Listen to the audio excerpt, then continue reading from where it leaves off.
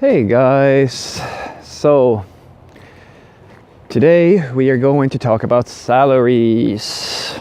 So let's get into it. Now you have to excuse me a little bit because I'm coming down with something and I'm coming down with it bad. See, this is why I make more videos than I release, because now I can feel relaxed, I can get sick, I can just get it out of my system, feel sorry for myself, eat a bunch of junk food, and everything just keeps on rolling because I've queued up a gazillion, well, not a gazillion, but at least a month's worth of videos. So you get your videos, I can relax, everything just keeps on spinning. But enough about that. Let's go low energy for this one, and let's talk about salaries. Now, specifically, we're going to talk about juniors and their salary, because it kind of depends, of course. If you are a junior programmer, but you're of age and you've been working previously, this may not be a new topic to you, but I remember how it was for me when I got my first programming job and how tricky it was to figure out what salaries to ask for and kind of how to think about all this stuff, because it does matter. Now, to me, it matters in a little bit of a different way than it might matter to other people, but I'll elaborate on that as well. So you see, the way that I thought about it, and that's only because my personal goal is not to make the most amount of money. My personal goal is to be the best programmer that I can be, and I'm willing to get less money if it means getting more skill. That's how I feel about it. That's not for everybody, of course not. So you have to kind of figure out what's right for you. But I'll share with you my mindset of how a junior should think about this stuff. And it's a piece of advice that I gave to another junior who was even more junior than me, not only in skill, but in age as well. Because age does factor into these matters. Personal maturity has a big impact on your perception of money and value and the way that you think about this stuff. So hopefully I can give you some insights. So the way that I thought about it when I first started was that I just wanted to figure out what the averages were.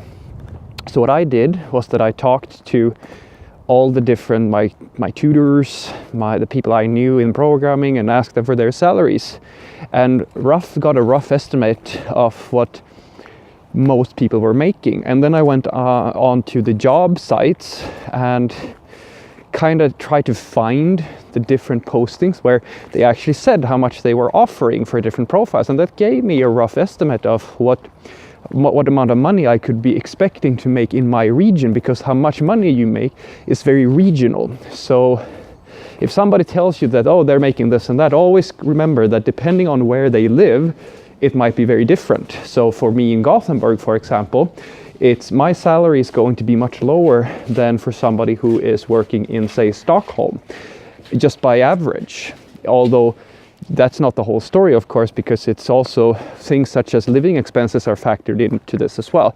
Living up in the capital of Sweden is much more expensive than anywhere else, and that makes sense, right? Same thing goes for countries and so forth and so forth. So the way that I approached this was that, all right, I thought to myself,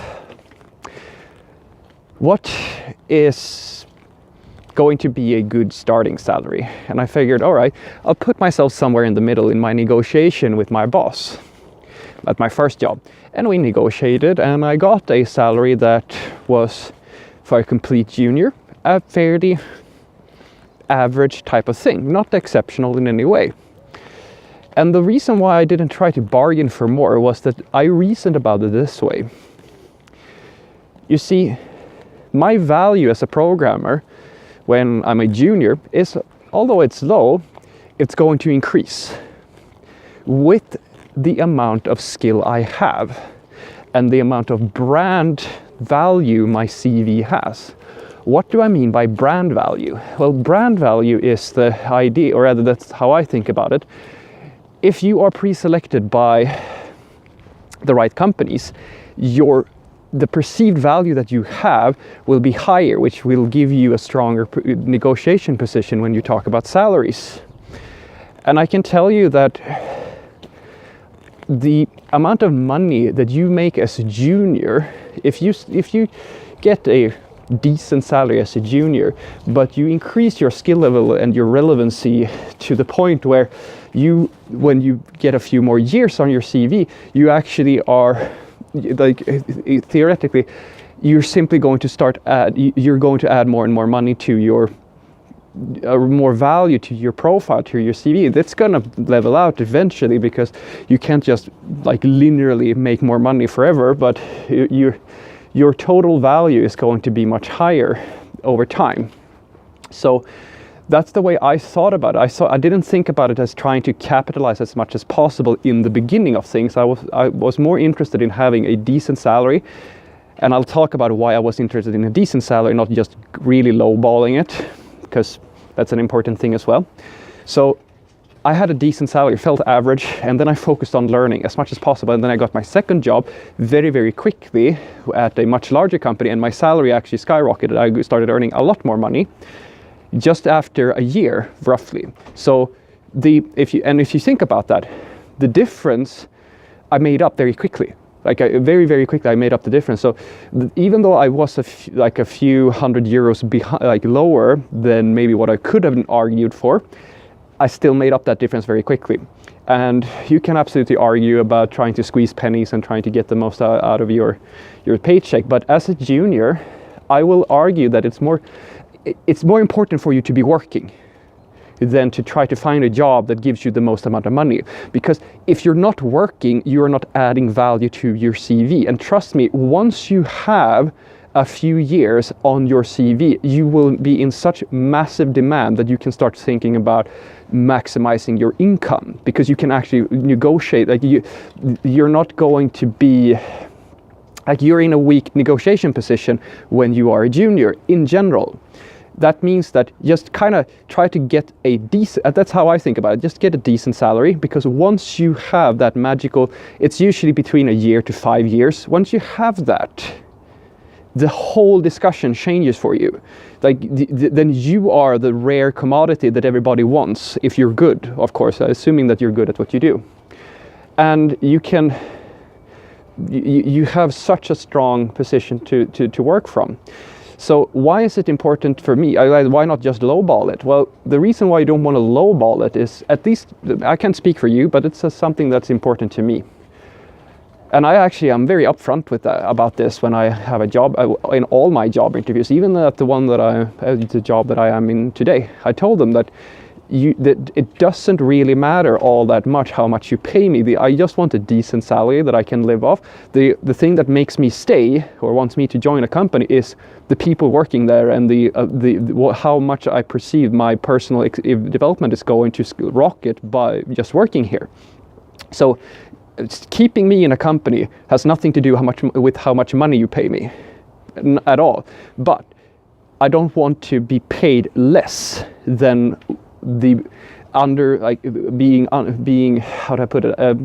paid less than what I'm worth. And the reason for that is it has with personal value. It's something that I established very quickly for myself, or as a rule, when I was a junior, because although you may feel that urge to really undersell yourself when you're a junior, don't do that, because it affects at least from my experience, it affects the way that your self-value, your self-image. If you are being paid less than what you're worth, it infects you. At least for me. Maybe you're different, but I knew with myself that the money isn't the important bit. It's more about just feeling that I'm an equal valued part of the company. Because at the end of the day, it doesn't matter what your title is, it doesn't matter what your boss tells you. The amount of money they pay you is, unfortunately, in a very cold and harsh world, the only real measurement you have of how much your time is worth to the company. So if they're paying you less than the average on the market, that means technically one of two things. Either they can't afford to pay you more, or they don't value you enough to pay you the same thing as everybody else. And it's that's a very personal thing. You kind of have to feel for yourself how you feel about that. I personally didn't want that. Because I wanted to be someone who was taken seriously, and I wanted to feel as an equal part of the company. And so that's my reasoning. And all I can say is that this strategy has worked out very well for me. When I had the mindset that I was not out to maximize my income, I was just looking for a good job that would allow me to grow my skill set as a junior. I started making money, how do I put it? Like, the ramping up period was very short. I very quickly came into the industry and I could start making more money, if you will. So that's the biggest tip I can give to a junior. Don't focus so much on getting the best starting salary on your first job.